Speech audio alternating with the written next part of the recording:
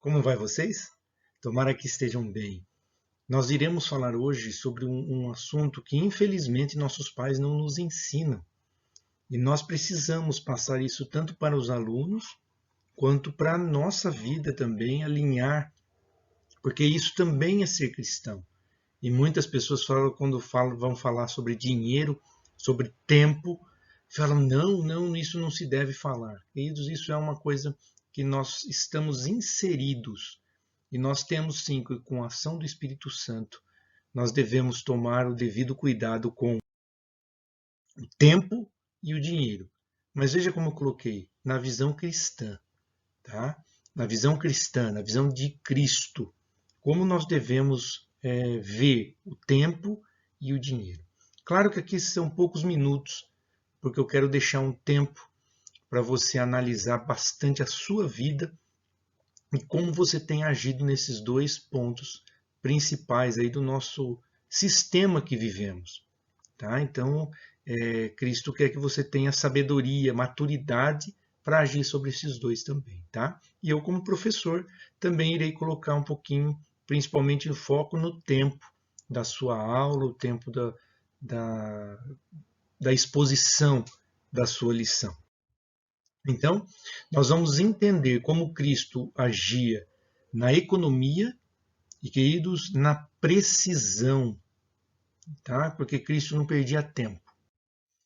Então, olha lá, o senso de missão de Cristo não fazia com que ele perdesse tempo nas suas ações.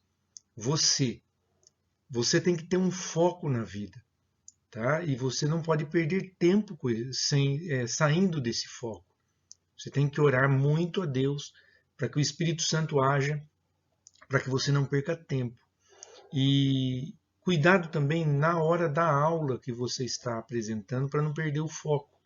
Isso também é um gasto de tempo desnecessário do seu aluno e o seu também na parte da lição. Outra coisa que Jesus apresenta no Evangelho é como ele trabalhava com dinheiro. Não havia gasto pequeno quando ia se jogar fora ou perder-se dinheiro. Mas também não havia gasto, tamanho de gasto enorme quando era para salvação. Lembra da mulher que quebrou o vaso de alabastro? Pense e estude um pouquinho aquele ponto sobre economia, quando, quem sabe, era o próprio um dos discípulos, né? Quem sabe o próprio Judas Iscariotes falando, olha, onde já se viu gastar 300 denários com isso e jogar, poderia se dar aos pobres. Mas o que Jesus disse? Ali tem grandes lições sobre o foco da missão, o gasto na missão. Tá? E isso é importante para mostrar suas prioridades. O que é prioridade na sua vida? Tá? Então, a primeira parte aqui que nós vamos falar é a parte pedagógica, a parte da sua aula. Eidos, pegue e faça com um cronômetro, tá? Os passos da aula. Meça os passos da aula. Defina. Olha, até aqui eu tenho que chegar em 10 minutos, até aqui em meia hora, até aqui eu tenho que terminar. Tá? E você tem que ter essa disponibilidade. E se você não consegue fazer isso ao mesmo tempo que passar a lição, peça para algum aluno. Dê a responsabilidade para algum aluno de fazer isso. Anote até onde você foi aos 10 minutos, aos 20, aos 30, aos 40. E você vai entender aonde que você pode estar perdendo tempo ou não dando o tempo necessário, tá? Outro aspecto, o professor jamais se atrasa. Ah, mas professor, você não sabe como é. Não, ele não pode, tá? É algo que você jamais pode atrasar. E outro jamais do professor é extrapolar o tempo. Você tem que levar as coisas com o tato do Espírito Santo, tá? Para não extrapolar o tempo. Se você não consegue, você tem que trabalhar de forma aí bem direta sobre isso, tá bom? Outro aspecto é a motivação. A motivação de você desenvolver uma pessoa para a questão da lição que você está passando é muito importante. E isso, você, no mundo de hoje, quando você falar sobre dinheiro ou propósito de vida, você vai ver que você motiva as pessoas. Por quê? Porque é o sistema que a gente vive. E por que não ensiná-los a esse desenvolvimento? Tá? Isso é de uma forma importante e que nós às vezes temos medo de agir. Mas lembre que Deus sempre preocupa com os seus filhos de forma geral e nunca de forma individual. Tá? Então busque na Bíblia a intencionalidade de Jesus quanto a esses dois usos, tá? O uso do tempo e o uso do dinheiro. Procure, traga as lições, estude, faça esse dever de casa para você, que você vai ver como que você vai se comportar de forma diferente com esses dois aspectos.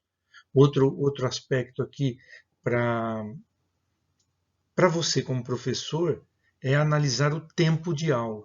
Tá? Quais são as partes principais? Em quantas partes você vai dividir a sua aula? Quantas partes você vai dividir o seu ponto? Onde que vai ser a parte bíblica? Onde vai ser a oração? Onde vai ser o testemunho? Onde vai ser o louvor? O agradecimento? Então, tudo isso tem que estar cronometrado. Isso pode se tornar um pouco formal, mas não é formalidade. Tá?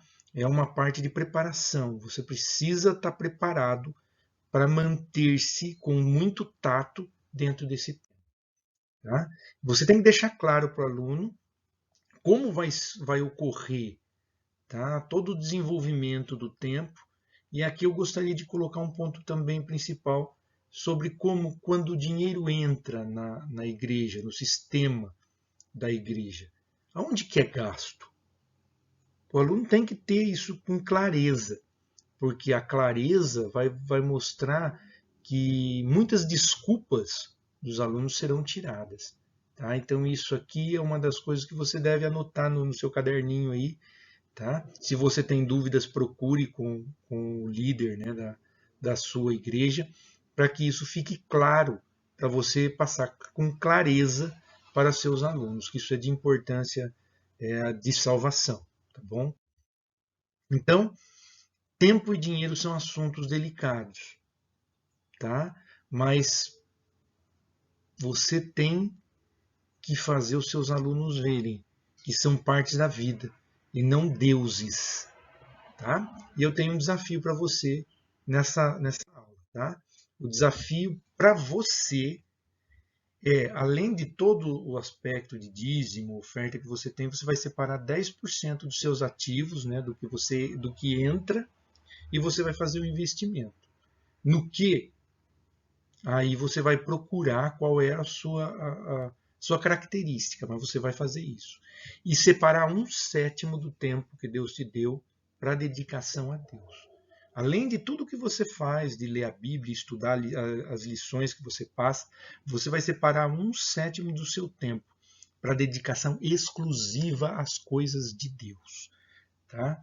Você vai ver como isso, como princípios bíblicos, tá? Que são, você vai perceber uma mudança até na motivação da sua vida.